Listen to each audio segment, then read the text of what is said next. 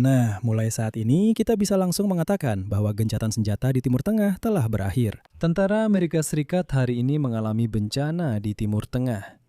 Di dekat Selat Hormuz, sebuah helikopter tempur Apache milik Amerika jatuh.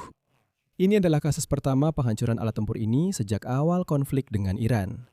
Dan Donald Trump baru saja menyatakan bahwa helikopter tersebut ditembak jatuh oleh Iran. Dan sesuai dengan itu, Amerika akan dipaksa untuk merespon serangan ini. Maksudnya adalah melanjutkan aksi militer. Namun meskipun demikian, di tengah situasi ini, Trump juga mengumumkan bahwa perjanjian damai dengan Iran akan segera ditandatangani dalam beberapa hari ke depan. Dan juga mengumumkan penurunan tajam harga minyak setelah penandatanganan kesepakatan tersebut. Sementara itu, Israel kembali melancarkan serangan ke Lebanon meskipun ada ancaman dari Iran untuk membalas. Dan di sini para ahli menegaskan bahwa Israel dan Iran nyaris menyeret Amerika Serikat ke dalam perang besar dengan penggunaan pasukan darat. Namun risiko seperti itu masih tetap ada setelah Donald Trump pada dasarnya menyatakan bahwa ya, memang Iran yang menembak jatuh helikopter mereka. Oleh karena itu, orang Amerika harus merespons hal ini dengan cara tertentu. Secara umum, dalam episode ini kita akan membahas berita terbaru seputar perang di Timur Tengah. Nama saya Alexei Pichi. Mari kita bahas topik ini bersama-sama. Namun sebelum kita mulai, saya mohon Anda untuk berlangganan saluran ini. Berikan like dan tuliskan komentar apapun Anda di bawah video ini. Jadi, hari ini diketahui bahwa di dekat Selat Hormuz, sebuah helikopter tempur Amerika Apache 64 jatuh. Ini adalah kasus pertama penghancuran peralatan ini sejak awal konflik dengan Iran. Kecelakaan helikopter militer itu terjadi pada hari Senin 8 Juni.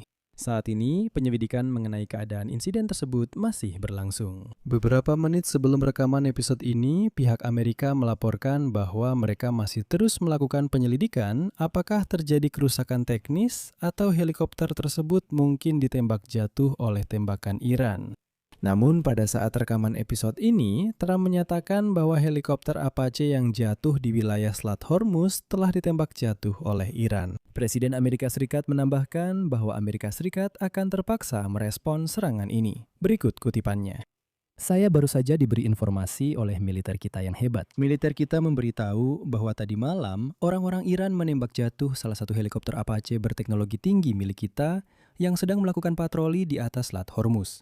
Di dalamnya ada 2 pilot, keduanya selamat dan tidak terluka. Namun demikian, Amerika Serikat harus merespon serangan ini sesuai kebutuhan. Militer Amerika telah memonfirmasi bahwa memang 2 anggota awak helikopter Apache milik Angkatan Darat Amerika Serikat berhasil diselamatkan setelah kecelakaan di lepas pantai Oman. Ini terjadi setelah eskalasi pertempuran di wilayah tersebut pada akhir pekan lalu, ketika Iran dan Israel saling melancarkan serangan langsung pertama mereka dalam beberapa bulan pada Minggu malam. Sementara itu, militer Amerika Serikat menyatakan bahwa helikopter tersebut jatuh saat melakukan patroli di perairan regional.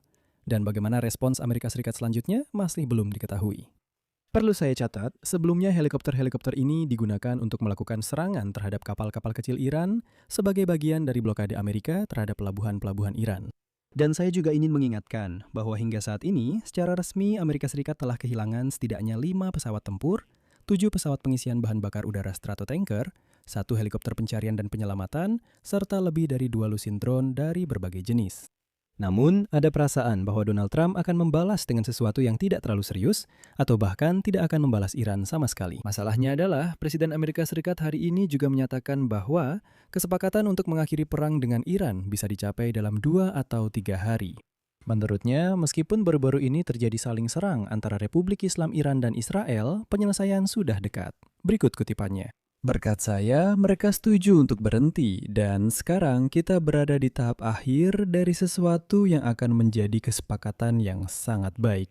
Kesepakatan tersebut tidak akan memungkinkan Iran memperoleh senjata nuklir dan akan menyebabkan pembukaan kembali Selat Hormuz yang akan segera dibuka setelah penandatanganan. Dan semuanya akan baik-baik saja, tapi ini setidaknya adalah kasus yang ke-37 sejak awal perang di Timur Tengah. Pada tanggal 28 Februari, ketika Donald Trump secara terbuka menyatakan bahwa kesepakatan dengan Iran akan segera tercapai, atau mengklaim bahwa Iran berusaha untuk mencapainya.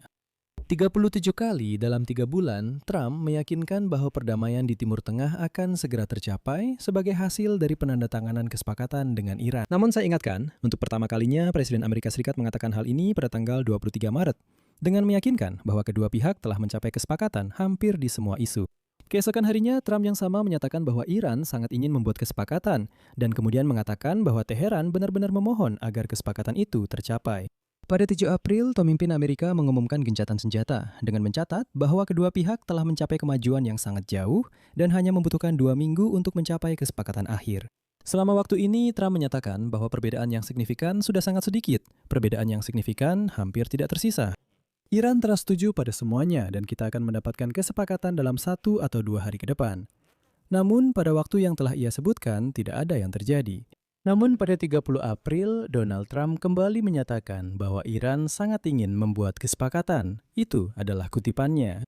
Pada bulan Mei, ia menjelaskan serangkaian prediksi yang tidak terwujud bukan karena kesalahannya sendiri, tetapi karena perkembangan negosiasi yang kurang berhasil.